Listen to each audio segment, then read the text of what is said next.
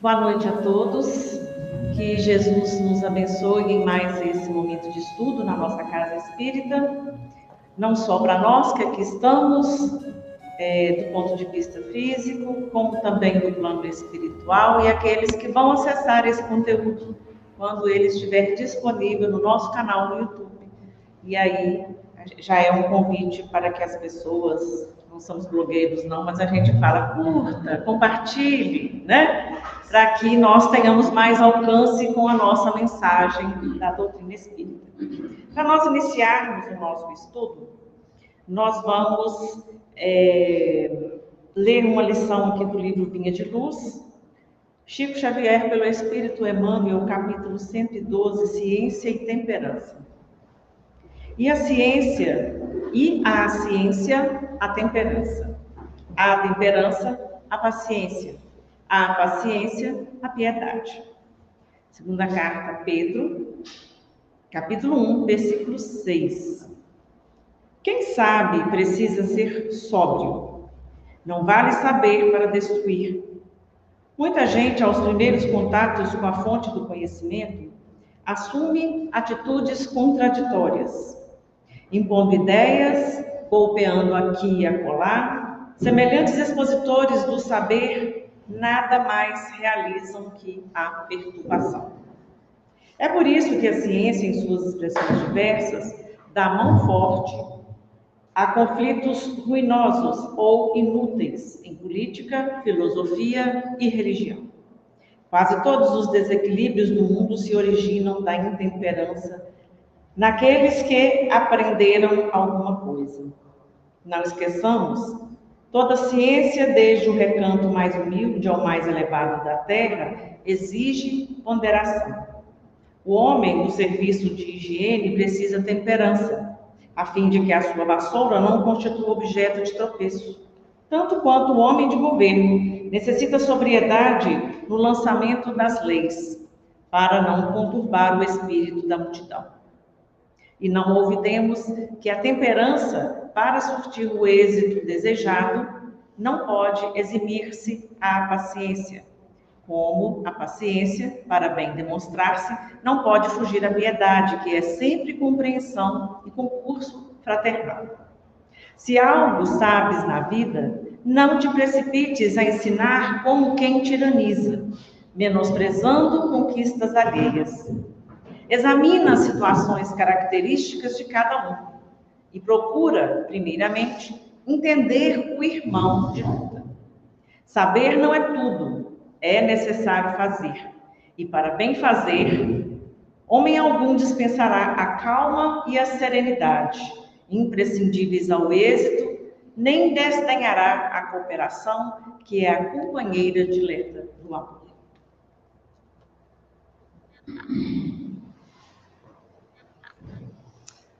E depois dessa reflexão, pelas palavras de Emmanuel, nós vamos levar os nossos pensamentos a Deus e a Jesus, a Maria, nossa mãe, a espiritualidade que sustenta os trabalhos da nossa casa espírita, a doutora Bezerra de Menezes, que nós possamos contar com a presença amiga dos nossos benfeitores, nossos companheiros na jornada do plano invisível, para que nós, inspirados no bem, corações abertos nessa noite, possamos entender mais sobre as lições do Evangelho. Pedimos ao Senhor que olhe não só por nós, que aqui viemos em busca de conhecimento, em busca de um consolo, de um alento, não só do plano físico, mas do plano espiritual, e que essa assistência não falte e se estenda para tantos necessitados mundo afora, necessitados do corpo, da mente e do espírito. Damos graças ao Senhor por tudo e nós rogamos que o Senhor seja conosco nesta noite, amparando a nossa companheira Severina, que fará o estudo, para que ela tenha o sustento, o amparo e o bom ânimo nessa jornada. Graças te damos, Senhor. E é com essa prece que nós damos por aberto o nosso estudo da noite, entendendo e desejando que sempre luz, bênçãos e amparo aportem os nossos corações. Que assim seja. E nós, então, convidamos a nossa companheira, Severina, para vir falar com nós. Bem-aventurados aqueles que têm o coração puro.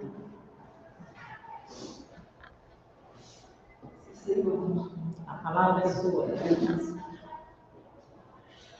Boa noite a todos, queridos irmãos dos dois planos de vida. Que nos abençoe Jesus, o doce Rabi da Galileia. Estamos estudando o Evangelho e com certeza a espiritualidade amiga, o nosso coordenador, deve estar muito feliz e eles devem lá em cima estar falando assim, que beleza! Estão todos sentadinhos, estudando as lições que eu deixei há mais de 2000 anos. Com certeza está acontecendo esse oba-oba lá em cima. Por quê, meus irmãos? Porque todo o Evangelho nos toca profundamente. Porque o Evangelho nos traz a vivência do nosso dia a dia, nossas dificuldades, nossas lutas diárias. Está tudo ali no Evangelho, tintim por tintim. E o item de hoje não poderia ser diferente, né? Bem-aventurados aqueles que têm o coração puro. E o que significa bem-aventurados aqueles que têm realmente o coração puro? O que Jesus quis nos ensinar quando ele disse sobre coração puro? Qual seria a virtude, o sentimento que ele deseja e espera de cada um de nós? Porque a pureza de coração significa simplicidade, humildade, justamente o oposto do egoísmo e do orgulho. Por isso, Jesus usou as crianças como exemplo dessa pureza. Jesus usou justamente as crianças para nos indicar, para nos tocar mais, né, sobre essa parte da pureza de coração. E aí, o evangelista Marcos, no capítulo 10, versículo 13 a 16, fala justamente sobre isso, né?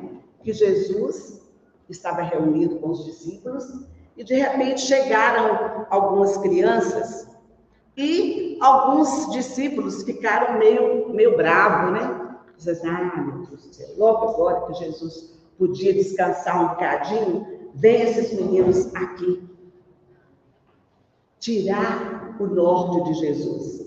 Olha o que foi que está aqui no Evangelho. Apresentaram-lhes, então, algumas crianças, a fim de que eles as tocassem.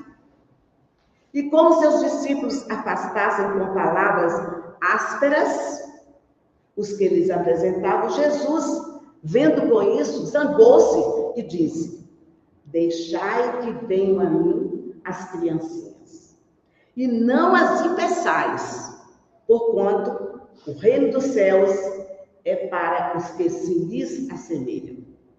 Digo-vos em verdade, que aquele que não receber o reino de Deus como uma criança, nele não entrará.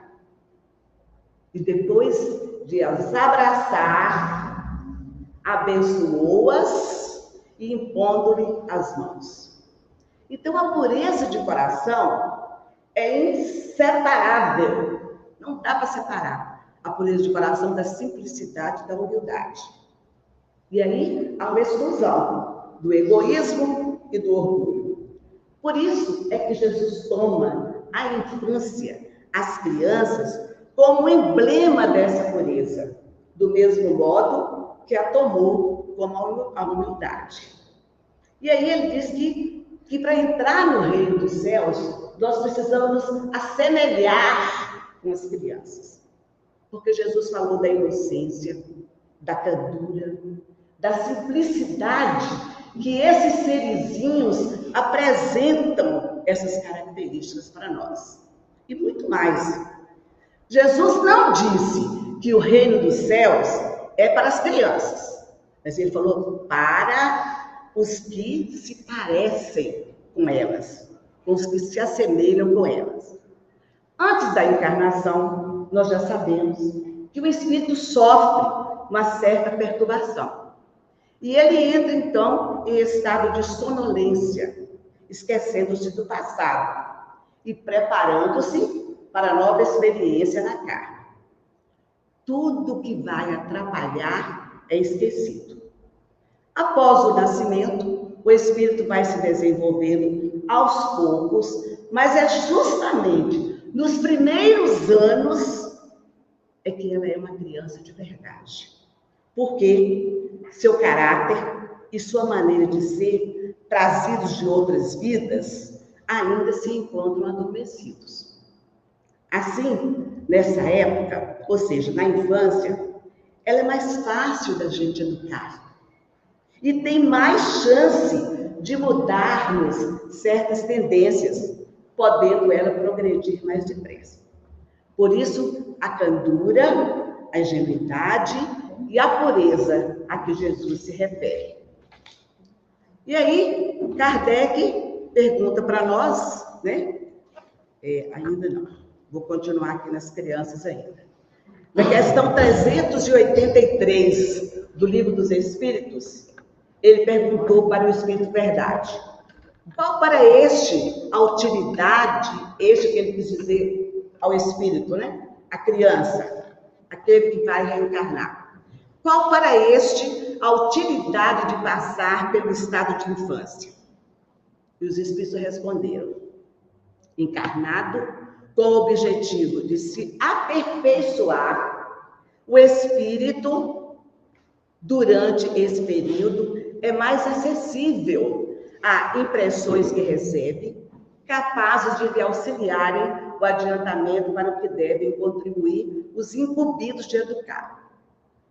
É claro que Jesus sabia que o espírito que ia habitar aquela criança é o espírito de um adulto, mas naquele momento, até os 7 anos, eles estão realmente nessa fase infantil, né? Não apenas porque os instintos estão adormecidos, mas os seus órgãos são mais frágeis, limitados, tudo nos indicar candura e pureza. Na realidade, é a partir de 7 anos que a reencarnação se completa. A partir daí, de forma gradual, esses instintos começam a aflorar. E aí os pais, os avós, os tios, os padrinhos, as madrinhas, seja quem for que tiver uma certa proximidade com a criança, né, tem o dever de ajudar. O dever de ajudar naquilo que for possível, né?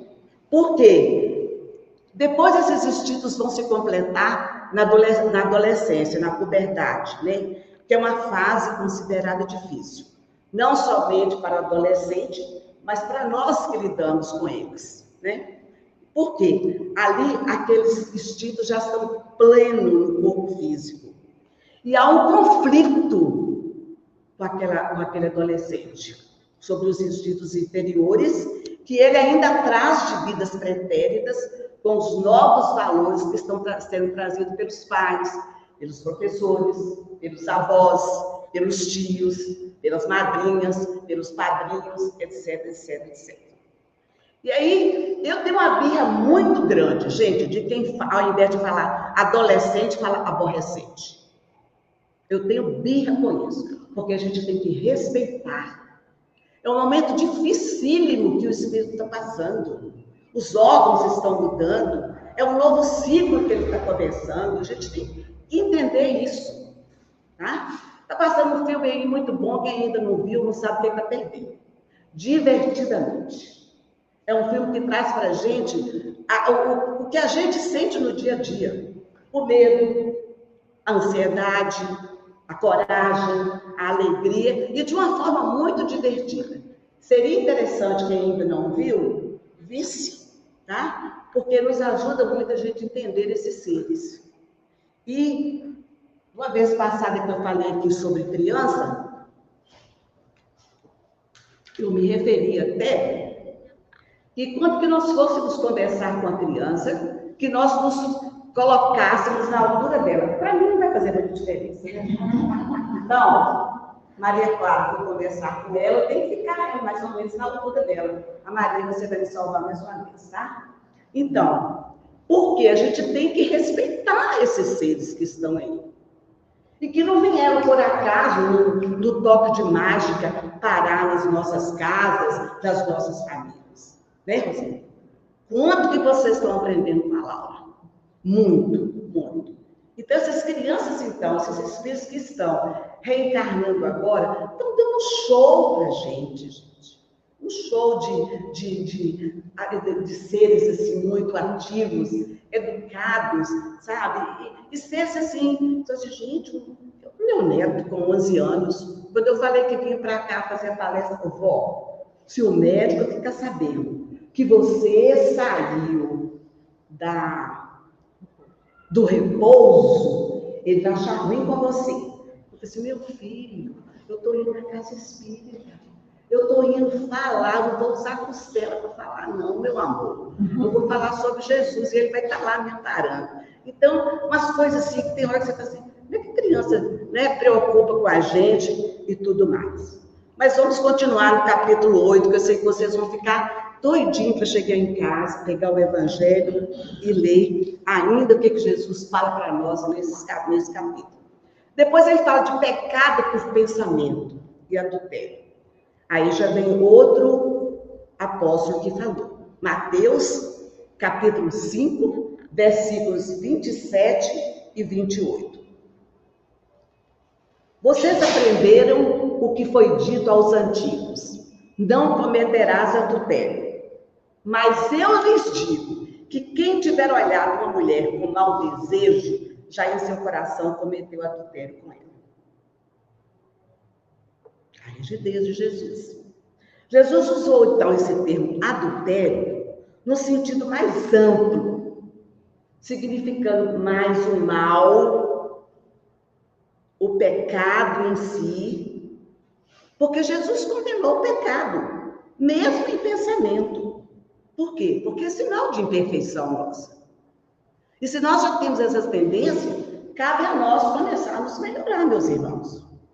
Agora, ele amplia aqui no Evangelho o significado de adultério, nessa passagem, porque ele coloca justamente a realidade como todo e qualquer ato que possa infringir a lei maior.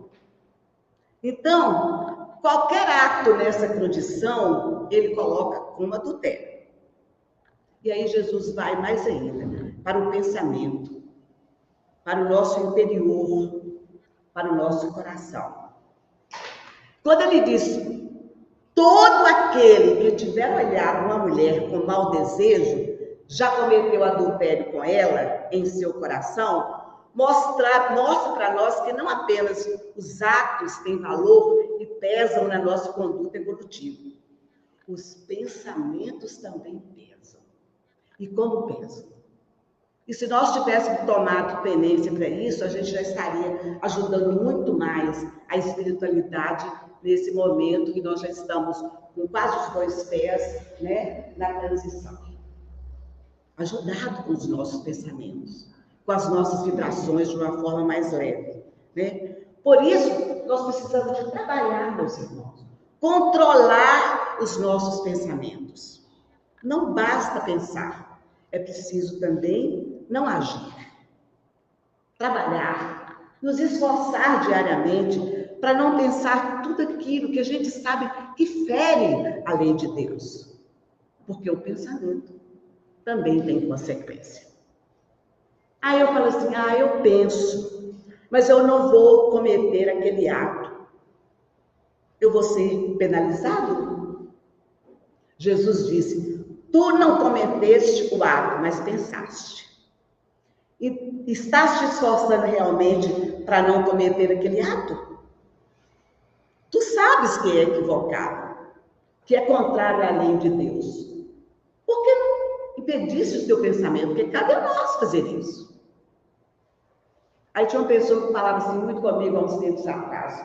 Ah, mas eu não consigo, Severina. A carne é fraca. A carne não é fraca, não. Quem é fraco é o espírito. Porque é o espírito é que comanda a carne. Então não vão com essa, não. Tá? Então o pensamento também tem consequência. Ou seja, tudo decorre de um esforço teu em vencer suas próprias imperfeições. Será que nós estamos realmente fazendo isso? Ou ainda continuamos naquela lá, né? Ah, Zeca Pagodinho, deixa a vida me levar. É assim não, meus irmãos. Nós temos que pensar nisso. Ninguém está aqui de passagem, nem passando férias, né? Nós temos um compromisso. Quando nós reencarnamos e pedimos, imploramos para reencarnar, porque tem gente que fala assim, eu não pedi para nascer, pediu não, implorou. Implorou para nascer. Implorou para estar com a família que está, com os amigos que estão. Tá? Mas aí, nós vimos pecado por pensamento, agora vamos ver o que seria então o adultério que Jesus se refere aqui no capítulo 8, propriamente dito.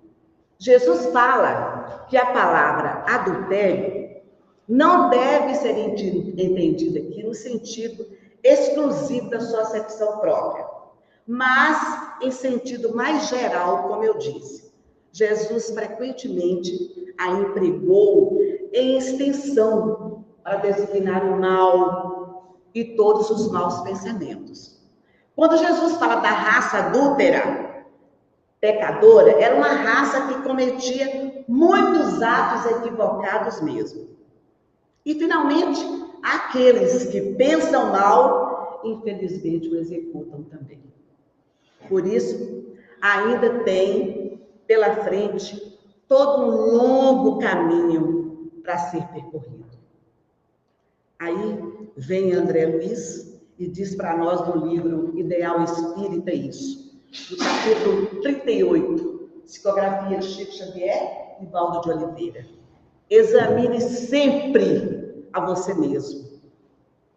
Na vigilância constante, educará você os próprios impulsos. Aí, gente, poderíamos parar por aqui e ficar só agora, né, nesse trecho aí do André Luiz, que a gente falaria até 10 horas da noite, se houvesse necessidade, claro, com a colaboração da Roseli, né, de outros companheiros aqui. Mas é verdade, porque quando a gente quer julgar mal alguém, falar mal de alguém, Jorge, né, Jorge? Jorge está vindo hoje pela primeira vez, já dei boas-vindas, não vou esquecer seu nome, né, Jorge? A gente aponta o dedão para o companheiro. Quantos dedos voltam para nós, Jorge? É isso que André Luiz quis dizer aqui. Examine sempre você mesmo primeiro. Né? Porque achar os erros dos outros é muito fácil, mas a gente, e quando a pessoa fala, você sabe que tem esse ato equivocado, você ainda nela. Eu sou assim, isso não, minha filha. Pensa um bocadinho, assim, tá? Então, examine sempre a você mesmo. Na vigilância constante, educará você os próprios pensamentos. Aí, vemos depois a verdadeira pureza, que tem também nesse capítulo 8. Mãos não lavadas. Aí nós vamos ler aqui, vocês vão me dar um pouquinho de tempo para a gente poder falar sobre isso. Então, os escribas e fariseus que tinham vindo de Jerusalém aproximaram-se de Jesus e lhe disseram: por que violam os teus discípulos a tradição dos antigos, uma vez que não lavam as mãos quando não fazem suas refeições? E Jesus lhe respondeu: por que violais vós outros? Olha, gente, ele não respondeu, ele deu outra pergunta, ele gostava muito disso, né? A pessoa perguntava uma coisa, ele, em vez de responder, ele respondia com outro questionamento. Aí, em vez dele responder, ele perguntou: por que violais vós outros os pensamentos de Deus para seguir a vossa tradição? Porque Deus pôs esse mandamento: honrai a vosso pai e a vossa mãe, e este outro: seja punido de morte aquele que disser a seu pai ou a sua mãe palavras ultrajantes, e vós outros, no entanto, dizeis: aquele que haja dito a seu pai ou a sua mãe, toda oferenda que faço a Deus vos é preciosa e satisfaz a lei. Ainda que depois não honre, nem assista a seu pai ou a sua mãe. Torna assim inútil o mandamento de Deus pela vossa tradição. E foi mais além, hipócritas. Bem profetizou de vós Isaías, quando disse: esse povo me honra de lábios, mas conserva longe de mim o coração, e é em vão que me honram, ensinando máximas e condenações humanas. Depois, sendo chamado o povo, disse: escutai e compreendei bem isso. Não é o que entra na boca que macula o homem. O que sai da boca do homem é pelo macula. O que sai da boca procede do coração. E é o que torna impuro o homem, porquanto do coração é que partem os maus pensamentos, os assassínios, o adultério, a fornicação, os latrocínios, os falsos testemunhos, as blasfêmias e as maledicências. Estas são as coisas que tornam impuro o homem, e comer sem lavar as mãos até é que não torne impuro. Aqui Jesus, a gente lembra que ele até falou sobre sepulcros caiados, né? Então, aqui vai uma parte sobre isso mesmo, sobre os escribas e fariseus. Por quê? Naquela época, eram considerados eles os doutores da lei. Os que escreviam, os escribas, né? E traduziam os evangelhos e a palavra para o povo. Os fariseus eram aqueles que eram responsáveis pelas interpretações sucessivas. Eles tinham as escrituras decoradas, mas não colocavam em prática. Então, o que adianta eu saber a Bíblia todinha de cor e salteado, como tem muitas pessoas em muitas religiões que falam versículo, é capaz de falar até o número da página, mas não coloca em prática. Não adianta. Jesus coloca, por isso, os dois juntos, os escribas e os fariseus. Lavar as mãos várias vezes antes das refeições era aquele sinal de purificação para eles naquela época, né? Principalmente a mão que levava o alimento à boca. Essa tinha que ser lavada várias vezes. Por isso Jesus reagiu desse jeito.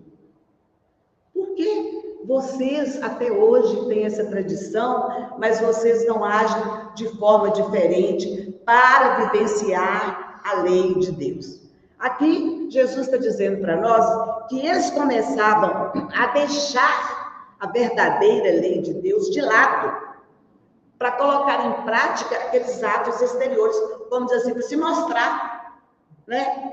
Lavava apenas o exterior, quando o interior é que estava precisando de ser lavado, purificado, porque é isso que Deus pede de cada um de nós. Então Jesus continua nos mostrando que entre os homens até hoje existem aqueles que deturpam as palavras de Deus para adequar aos seus próprios interesses. Nós sabemos disso. Aí tem uma aberração de igrejas que estão fazendo isso. Por isso que Jesus disse: hipócritas, sepulcros caiados, por fora belíssimos, mas por dentro vazios de conteúdos. Jesus disse: são vazios de conteúdos, como disse Isaías. De que adianta me honrarem só com os lábios se o coração está longe de mim? Porque o que transforma o homem é a mudança de atitude, é a nossa reforma íntima. Não apenas com palavras, mas principalmente com pensamentos e com ações. Porque Jesus disse: o que sai da boca suja o homem, porque o que nós colocamos para dentro normalmente é aquilo que nós precisamos para alimentar o nosso corpo físico. É uma ação material, diferente daquilo que sai da nossa boca, que sai dentro de cada um de nós, do nosso coração. Tem conteúdo, meus irmãos. e afeta toda a humanidade. Uma palavra má proferida afeta toda a humanidade. Agora, aquilo que brota dentro do meu coração, eu posso fazer prosperar a alegria ou a tristeza. E é exatamente o que Jesus vem dizer para nós. A verdadeira pureza, o que sai da boca, parte do coração. Porque, na realidade, pensamento nasce do nosso interior. E a mente coloca em prática ou não. Vai depender de nós. A Isabela também fez uma palestra lindíssima das mães sobre o poder do pensamento. E nós sabemos disso. O poder do pensamento também faz uma mudança fantástica em nossas vidas. Por isso ele diz que o que sai é daí, do coração, é que saem os homicídios, as fornicações, os furtos, os falsos testemunhos, as blasfêmias e as maledicências. Ou seja, não adianta lavar as mãos se eu não lavar o meu coração. Se o meu coração continuar sujo de imperfeições, de vícios, de pensamentos negativos, enfim, tudo que vai nos levar aos instintos inferiores. Precisamos fazer essa reflexão sempre. Será que estamos agindo conforme nossos interesses inferiores? Ou estamos nos movendo por interesses mais nobres? Vai ficar essa reflexão para nós essa noite. Precisamos refletir em tudo aquilo que dizemos, tudo aquilo que sai da nossa boca e que, com certeza, está saindo do nosso coração também. E aí, a gente lembra daquela reflexão, né, de Santo Agostinho, que está também aqui no Evangelho. Todos os dias, no final do dia, ele fazia uma reflexão de tudo que ele tinha vivenciado aquele dia. Aonde ele tinha ido, se ele tinha ido visitar alguém, ou se ele tinha feito uma compra, como é que tinha sido aquela compra, se ele tinha tratado bem o vendedor, a pessoa que o atendeu, como é que tinha sido o dia dele? Ou será que alguma atitude dele ele não gostaria que fizessem com ele, e que ele tinha feito anteriormente? É preciso a gente se perguntar sempre. Tá? Há poucos dias, aqui no supermercado da nossa cidade, estava eu chegando na fila, já contei esse caso aqui, acho que não, foi em outra casa. E a moça estava já com uma compra lá, mas aí a pessoa não tinha finalizado. E eu estava só com o conteúdo na mão. E ela gentilmente falou assim: pode passar, senhora. Para que eu passei, gente? Passei, ela pediu, mandou. Quando eu coloquei, a pessoa, a dona da compra que estava finalizando, você não podia. Não, senhora, pode ficar tranquilo. Não, agora eu não quero mais, não. E foi tirando as coisas todas que estavam lá e passando por caixa do lado. Aí a gerente, a pessoa que estava perto dele, para ajudar ela a passar. Então, gente, são picuinhas que nós ainda temos dentro de nós. Nós precisamos de parar com isso. Deixar essas coisas infiltrar dentro de nós. Aí a pressão sobe, daqui a pouquinho você está com o estômago doendo e vai por aí afora, sem necessidade. Por tão pouca coisa, você fazer um escarcéu desse. Infelizmente, existe isso ainda. Né? Será que eu estou fazendo tudo que o Evangelho me pede? Eu estou aplicando o Evangelho dentro do conhecimento, das limitações que eu tenho? Ou eu poderia, ou eu ainda posso fazer um pouco melhor ainda? E aí os discípulos de Jesus, né, se escandalizaram. Mas ele tranquilamente falou: toda planta que meu Pai Celestial não plantou será arrancada. Deixai os cegos São cegos que conduzem cegos. Se um cego conduz o outro, ambos vão cair no fosso. Mateus capítulo 15, versículo 1 a 20. O que Jesus quis dizer com isso? Toda planta que meu Pai Celestial não plantou será arrancada. Na verdade, Jesus mostra para nós que a lei de Deus é uma só. E diz ainda, todas as distorções do homem são plantas que o tempo e o progresso se incumbirão de apagar. Ou seja, todas as mudanças, todas as interpretações equivocadas, tentando ajustar a lei do Pai aos próprios interesses, serão arrancados. Ele quer dizer, mais cedo ou mais tarde, com o tempo e o progresso, tudo vai se ajustar à verdadeira lei. E Lucas continua dizendo, no capítulo 11, versículos 37 a 40. Lucas também diz isso para nós. Que enquanto Jesus falava, um fariseu o convidou para jantar com ele. Jesus foi e sentou-se à mesa, sem lavar a mão. E o fariseu não falou, mas pensou consigo mesmo. Por que não lavou as mãos antes de jantar? Jesus captou a mensagem, claro. Aí ele disse, vocês, fariseus, se preocupam muito em limpar por fora o copo e o prato. Entretanto, o interior dos seus corações está cheio de rapinas e de iniquidades. Insensatos. Aquele que fez o exterior não é o mesmo também que faz o interior? Algumas pessoas podem pensar até, Jesus não dava importância à higiene pessoal? Considerando que ele não lavou as mãos? Não, não é isso, gente. Todo tipo de higiene é importante, mas diante daquela situação, daquela época, o mais importante para cada um deles, e para nós ainda até hoje, é a limpeza do nosso coração. Não só dos pratos e dos copos, não. Considerando que as leis são temporárias. Vale ressaltar que naquela época, os fariseus e os escribas se tornaram escravos do exterior. E Jesus precisava realmente agir dessa maneira. Não tinha outro jeito, não. Tá? Por quê? Aqui no item 10, ele fala justamente sobre isso.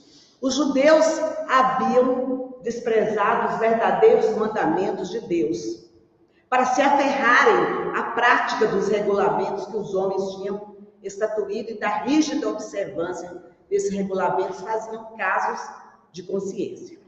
A substância muito simples acabara por desaparecer debaixo da complicação da forma. Como fosse muito mais fácil praticar atos exteriores do que se reformar moralmente, lavar as mãos do que expurgar o coração, iludiam-se a si próprios homens, tendo-se como quiseres para com Deus, por se conformarem com aquelas práticas, conservando-se tais quais eram, visto lhes ter sido ensinado que Deus não exigia mais do que isso. Daí o haver dito o profeta, é em vão que esse povo me honra, de lábios, ensinando máximas e ordenações humanas. Será que isso acontecia só naquela época, gente? Porque eles cumpriam rituais exteriores? Ou agora não está acontecendo isso? Porque embora a doutrina espírita não tenha rituais, muitas pessoas acham que basta seguir os rituais e pronto, estou salvo. Não se modificam. Não fazem esforço nenhum para se modificar. Por quê? Porque, como Jesus disse, é muito mais fácil lavar as mãos do que lavar o coração. E aí, depois ele parte para a palavra escândalos, né? E Kardec também fala muito bem aqui no item 11. Esse capítulo é maravilhoso, viu, gente? Eu não vou poder me deter muito, não. Mas ele fala assim, a vossa mão é motivo de escândalo, cortai-a. No sentido vulgar, né, escândalo é toda ação que choca a moral ou a decência, de um modo ostensivo. Então, escândalo é um ato considerado inadequado, incorreto perante a sociedade. E tudo aquilo que vai conhecimento público de uma pessoa que cause desconforto nas pessoas. Só que a doutrina espírita vai nos dizer que é muito mais do que isso. Escândalo não é somente o que ofende a consciência do outro. É tudo aquilo que resulta dos vícios e das imperfeições dos homens. Toda reação má de indivíduo para indivíduo, com ou sem repercussão. O escândalo, nesse caso, é resultado afetivo do mal moral.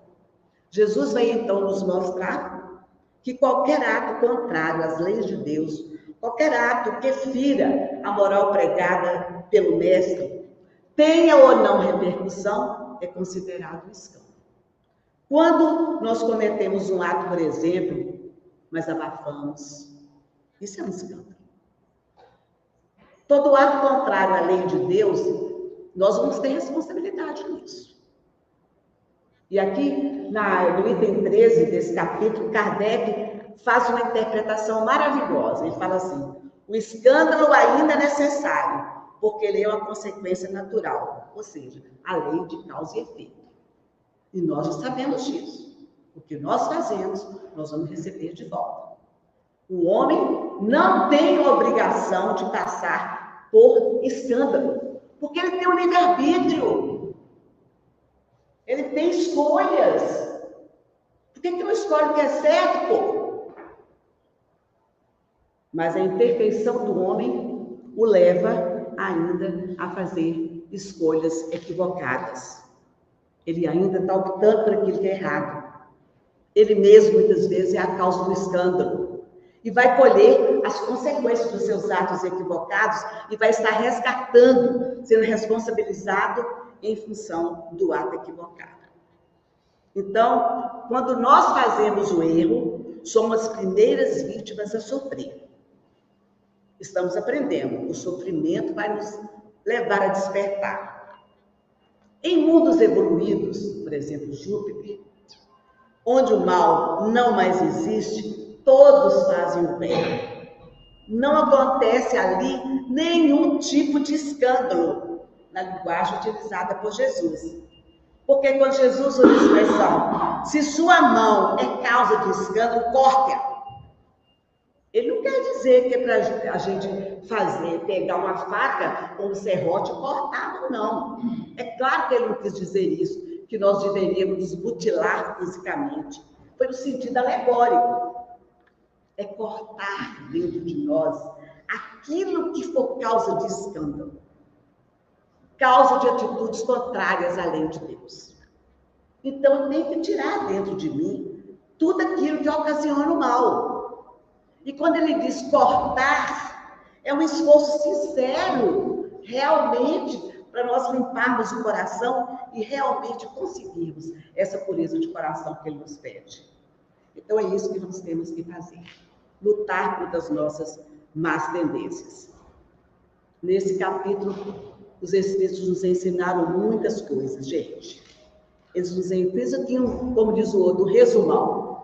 Que as palavras de Jesus não significam um simples chamado às crianças, mas, em especial, representam um chamado à infância espiritual do planeta. Os fracos, os viciados, aqueles que ainda são escravizados do poder, escravizados do sexo, escravizados de várias formas. Jesus queria que essa categoria de criaturas infelizes o procurassem, com a confiança que, em geral, as crianças têm com a gente, porque nós somos referência para elas. Nós somos referência para esses pequenos. Por isso, que quando chegar no plano espiritual, vai se perguntar: Ednelson, o que você fez do Caleb que eu te confiei? Carla, o que você vai fazer da Cecília que eu estou te confiando? E assim por diante. Que ao se procurar uma cura, a gente também, a cura do corpo, a gente lembra de procurar, antes de tudo, a cura da alma. Está no capítulo 8. A expressão deixai vir a mim os pequeninos não é somente uma referência literal às crianças, mas também simboliza aqueles que buscam a Deus com coração humilde, aberto, descomplicado, como o de uma criança.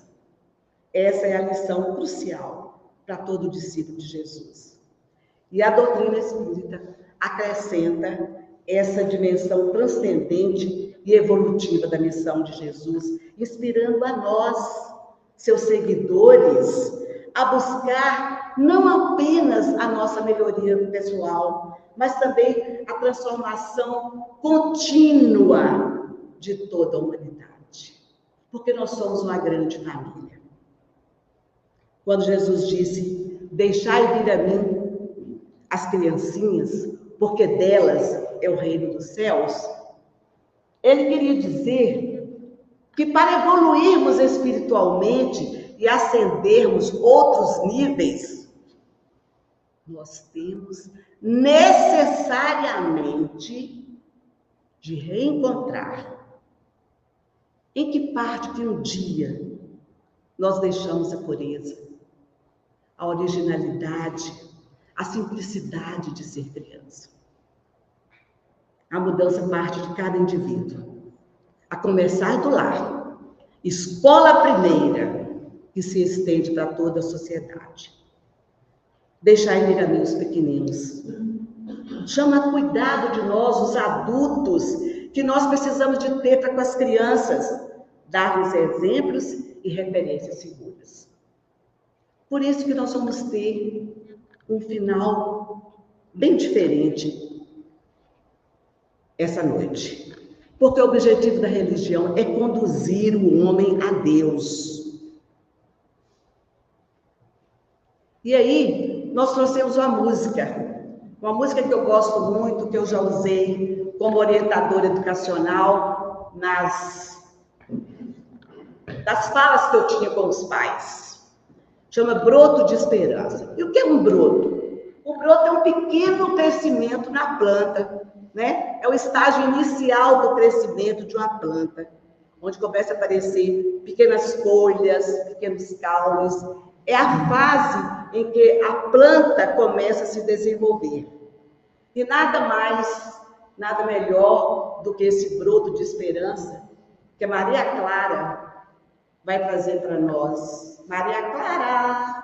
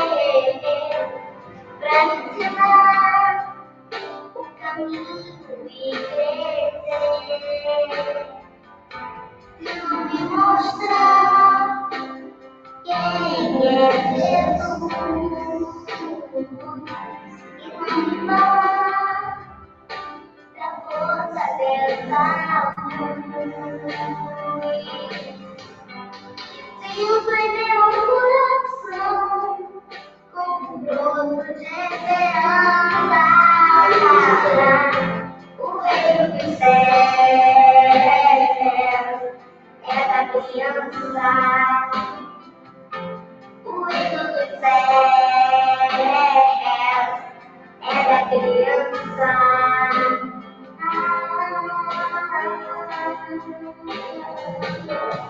Eu sou criança, preciso de você pra me ensinar o caminho e crescer. Se não me mostrar quem é Jesus e você falar da força dessa luz que sinta meu coração com um broto de esperança. O reino dos céus é da criança. O reino dos céus é da criança.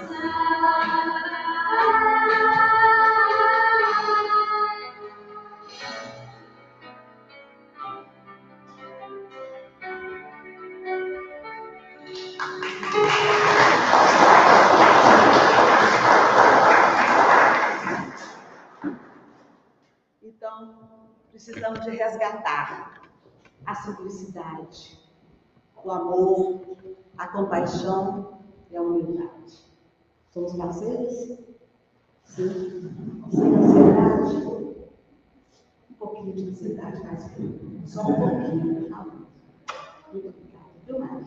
Deus te abençoe. Continue ouvindo as palavras de Jesus, se colocando em prática, para você deixar esse mundo bem melhor do que quando você chegou. Nós te amamos, tá bom? Gente, gratidão, paz a todos. Esperamos que vocês façam um bom proveito do capítulo 8 do Evangelho segundo o Espiritismo. E ela ainda fez uma lembrancinha, ela e a mãe, né, gente? Para dar para cada um de vocês. Maria, você fala assim, vai ganhar a lembrancinha, mas vai ler o capítulo 8 logo à noite. Por favor. Pronto, daí quem tem certo.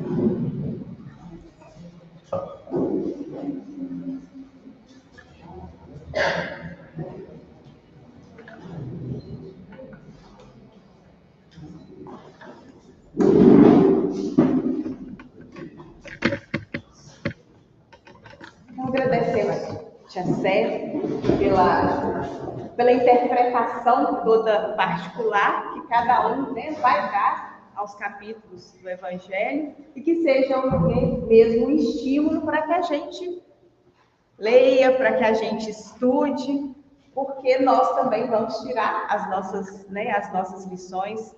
A gente vai encontrar ali lições que vão realmente tocar os nossos corações. Então, nós vamos nos preparar para a prece. Vou esperar só a Fábio acabar de entregar os livros. Agradecendo a todos. Aí, semana que vem, nós daremos continuidade ao estudo do Evangelho. A palestrante do próximo sábado será a Virgínia, da cidade de Ubaporanga, que virá falar para nós. Então, vamos fechar os nossos olhos, pensar em Deus, pensar em Jesus, nosso querido Mestre, rogando a espiritualidade amiga, que continue a nos envolver nessas doces vibrações que aqui encontramos. Que por onde quer que formos, possamos também levar essas vibrações, seja ao nosso lar, seja onde quer que formos. E que possamos, Pai, buscar diariamente nos conectar com os planos mais altos para preservarmos essa harmonia, preservarmos uma boa sintonia. Rogamos-te, Pai, que abençoe a todos nós aqui presentes, mas que chegue também aos nossos lares, levando paz, serenidade aos nossos lares, mas principalmente, Pai, a cada lar onde haja sofrimento, onde haja discórdia, que os teus benfeitores visite, levando a fé, levando a cada um a força para prosseguir, para perseverar. E rogamos-te, Pai, em especial, por todos os nossos irmãos em humanidade. Há tanto sofrimento ainda, há tanta guerra, há tanta fome. Que possamos, Pai, diariamente nos esforçar para vivermos como verdadeiros irmãos. E assim, te agradecendo por mais esta noite, te agradecendo por esta casa, te agradecendo pela palestra que nos foi hoje dirigida, que encerramos os trabalhos da noite e passamos a seguir aos trabalhos de paz. Muita paz, que Deus nos abençoe hoje e sempre.